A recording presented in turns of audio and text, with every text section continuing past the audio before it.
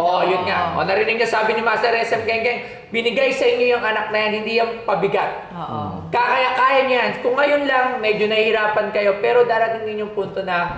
Magandang araw mga kagenggeng. Nandito na naman po tayo sa panibagong episode ng Kapwa Ko, Genggeng Ko, ang programang punong-puno ng puso.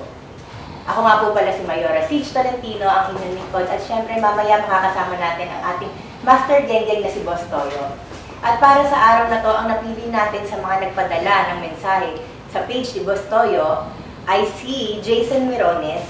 Ang kanyang idinudulog ay ang kanyang mag-ina ay naka-quarantine sa PGH. Dahil ang kanyang anak ay may epilepsy, may chronic malnutrition, so sobrang dami ng komplikasyon na nangyayari din sa anak niya. Panoodin natin ang kanyang kwento. Magandang araw po, Boss Toyo. Ako po si Jason Morones, 38 years old, nakatira sa Muntinlupa City. At may kalipin na si Joey Linawi. At sa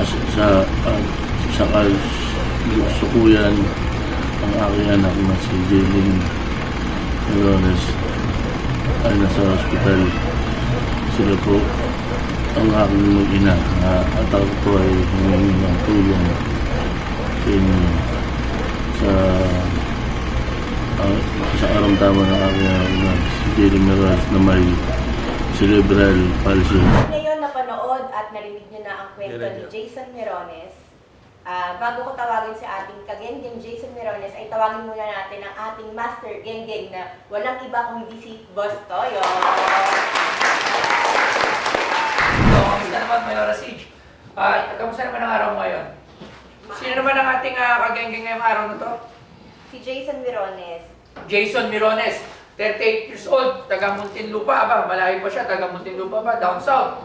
At kasalukuyang nasa PGH ang kanyang mag-ina. Wow. Quarantine sila doon kasi bawal daw maglabas pa. Tapos ang kanyang anak ay nagpapagaling sa hospital dahil may cerebral palsy, focal epilepsy, seizure, chronic malnutrition at late development delay. Simula ng bago pa lang siyang mag-isang taon. Katulad nung pinalabas kayo nasa screen. At ngayon nakatubo yung isang anak niya, NGT feeding. So, at siya ay isang driver, pumabiyahe. Tuwagin mo na siya para matanong na natin dito. Dahil ang daming... Atin ang tawagin ng ating kagenggeng na si Jason Mirones. Katukayo ko ba, sir? Magandang araw sa iyo. Magandang araw, sir. Jason Mirones. So, ito, anong binabiyahe mo? Habal-habal po, sir. Habal-habal sa Muntinlupa. Opo. Ano yan? Apps o... Hindi po. Illegal po yung ano namin eh. Motor din, single na motor. Ano lang, may pila-pila lang kami. Single na motor nga. Sa Muntinlupa ay Gusto may tabi ng lakefront. Malapit. Tabi ng lakefront. Lakefront. Malapit sa 19 East. Ayun, malapit po dyan. Yun. Magkatabi lang po. So, magkano naman ang kinikita mo sa isang araw sa pag-abalabal? Sa ngayon po, 700. Maghapon na po yun. Maghapon na. So, ilan ang anak mo? 4 po. 4. At ngayon, yung kalibin mo na si Joey Niloyoy ay nasa PGH. Opo, naalad po sila. Kasama yung... Anak ko pong pangatlo.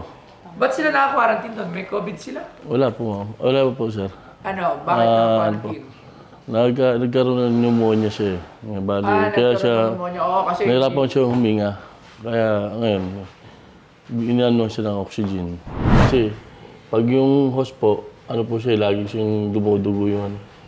Ito yung sinasabi na kay NGT Feeding, yung Opo. kasama nung kalibin mo ngayon. Opo. Ilang taon na itong bata na to? 8 years old po.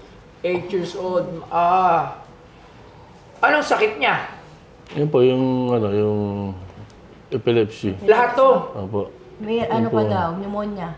Tapos ngayon tinamaan ng pneumonia at ngayon nasa PGH. So, ang kailangan nyo ay pandagdag, pambili ng maintenance at gamot Oh, sir. ng anak mo. Opo. Ayun, kakausapin na natin. So, tingnan muna natin, pwede ba natin tawagan si yung ating sa PGH? Ay, magandang, naka-record na to? Ayan. Ay, si baby. Magandang araw po. Kawawa naman yung anak nyo naman, tutulog, no? So, hintay lang po, tatawagin na po natin si Master Genggeng SM para makita na po ang kalagayan ng mag-ina sa PGH. Na-confine siya kasi gawa ng pneumonia or gawa ng cerebral niya. Hindi, siya Gawa ng naman pneumonia. Gawa ng pneumonia. Tapos meron pa siyang cerebral palsy. Oo, tapos late development. Parang, meron di ba yung HDND, yung hyper? Ito medyo Hindi po. mabagal siya kumilos. Hindi po, wala po siyang salita, di po Oo, nagsasalita. ganun yung late So, tawagan lang natin. Hindi, nung newborn screening niya, okay naman po. Kaso lumabas siya nung bago mag-isang taon. Bago mag isang taon. Oo, napansin namin, kaya pina-check up namin. Inano ng doktor na may cerebral palsy na siya. Ay. So, Nay, gano'n nakatagal po kayo sa PGH? Since ano po siya, birth po, boss. Hindi, Hindi, gano'n na kayo katagal dyan sa PGH ngayon? 2 weeks po, 2 weeks. 2 weeks. So, malaki na talaga yung mga pangailangan nyo. So, tatawagan ko lang dito si Master Genggeng SM para malaman kung magkano ang ibibigay na karagdagang pang-pinansyal, pang-pagamot. Ha? Master, tawagan nyo ulit. Master SM, ito, yung anak niya ay nasa PGH at may pneumonia, nakatubo. At meron din siyang late development delay, hindi nagsasalita yung 8 years old diyang anak.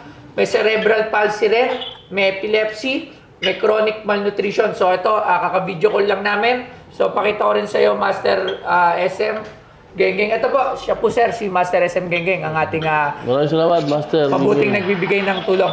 So ito, Master SM Genggeng, ayan po, kung makikita niyo po, nasa PGH. Ayan. So, 2 linggo na po. Marami pong salamat, Nay. Marami pong salamat. 2 linggo na siya sa ospital. Marami po salamat. At naghahabal-habal lang ang trabaho ni tatay. At ilan na po ang anak? 4 po. 4 ang kanyang anak. So, napabigat. Dahil kulang pa, gawin natin 5. 5,000. Gawin natin 5. Gawin natin 5 yung anak. Wala, hindi na ubra yung 5 anak. 4 nga, problemado na. Hindi. Sa tingin ko naman, si tatay ay responsable. Master, Master Genggeng, sabihin mo kayo yung tatay. Eh, tatay Paolo, tatay Dominio. Tatay Jason. Tatay Jason. Gawin mo ng 5, hindi mo makapagka. Gawin mo na. Kinuha Pag mo na. nakachamba po. Pag nakachamba pa uli. Salamat po. Ayan, mukhang maayos naman si tatay at araw-araw ang kanyang trabaho, naghahabal-habal. Nagkataon lang talaga na yung isa niyong anak ay sakit marami po. lang talagang sakit at hindi normal no? Hindi natin siya matatawag na normal kasi marami talagang sakit yung bata. So yun yung isa sa mga problema niyo talaga. Master Genggeng, nabigay na tatay kasi tawag tatawan. Oo, yun nga. Narinig niya sabi ni Master SM Genggeng, binigay sa inyo yung anak na yan, hindi yung pabigat. Oo. Kaya niya yan. Kung ngayon lang, medyo nahihirapan kayo, pero darating din yung punto na malay nyo yung ganyan. Alam mo, meron to, meron na, may mga swerte. Sabi nga, swerte nga daw yun. Oo, kumbaga, hindi pa rin siguro natataon ngayon yung panahon para sa sinasabi niya. Pero lahat nga ng bata is a blessing. Oh, yes, sir. Wala Totoo namang naman pabigat. yun. Opo. Nagkataon, hindi naman ginusto rin yun ng bata.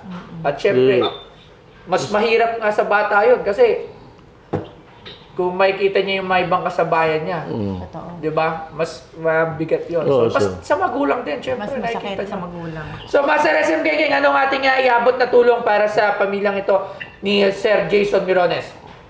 So, nakalagay kasi rito, 700 bottle ng gamot, nakaka-10 bote sila. Pero ano to? Susumban po yan. Sa isang buwan. So, 10 bote.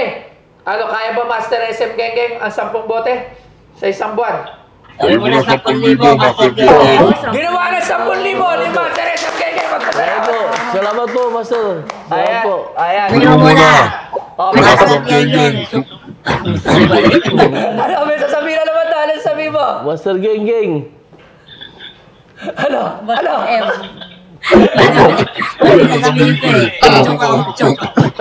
Joke. Maraming salamat, Master SM Genggeng, sa tulong na binigay mo dito kay Tatay Emilio at sa kasanya. Ano pangalan ng anak niyo?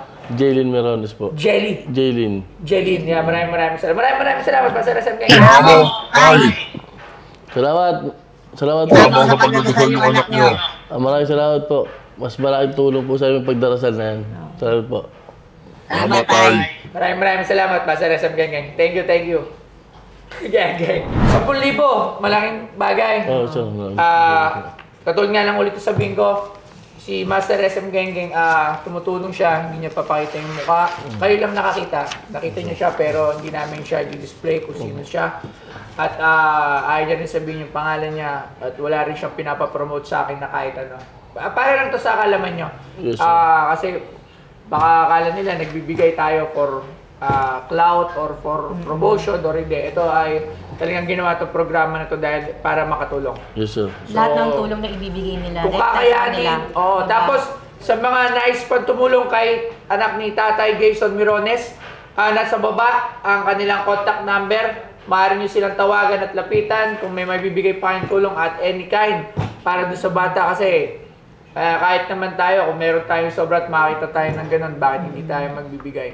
So, tandaan nyo itong programa na ito, na Kapwa Ko Genggeng Ko, programang punong-puno ng puso ay isang tulay para sa mga nangangailangan ng tulong at kayang magbigay ng tulong. Alright, so maraming salamat. Iiwan ko na kayo kay Mayora Siege at meron lang akong gagawin. Maraming salamat, sir! Maraming salamat po. At sana, Sir Genggeng. gumaling na yung anak mo. Angad ko na ang paggaling. Lahat ng salamat mga pumunta rito at lumapit, angad ko dito ay guminawa ang buhay. At yung mga dinadala nyo. Kasi bukod sa pera, ang bigat din sa damdamin yung kalooban, di ba? Although yung pera talaga yung kung maraming pera, walang problema, di ba?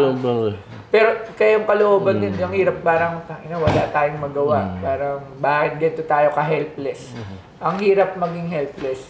Mayora Siege. Ito, helpless lang doon sa pag-ibig eh. Hindi ako sa pag-ibig. Saan?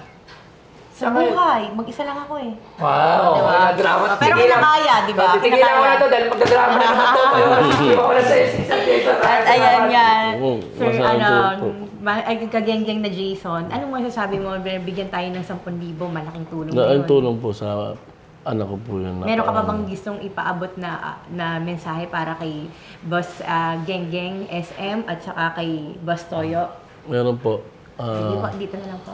Boss SM at Boss Genggeng, Boss Toyo, maraming salamat po sa mga itinulong niyo sa aking anak. Napakalaking tulong po yung ibinigay niyo sa aking anak para sa ma-recover at maabili ng kanyang pangangailangan sa ospital. Maraming salamat po. Maraming salamat din po at sana po malaking tulong din yung naibigay po namin sa inyo. Salamat po, ma'am. Salamat po.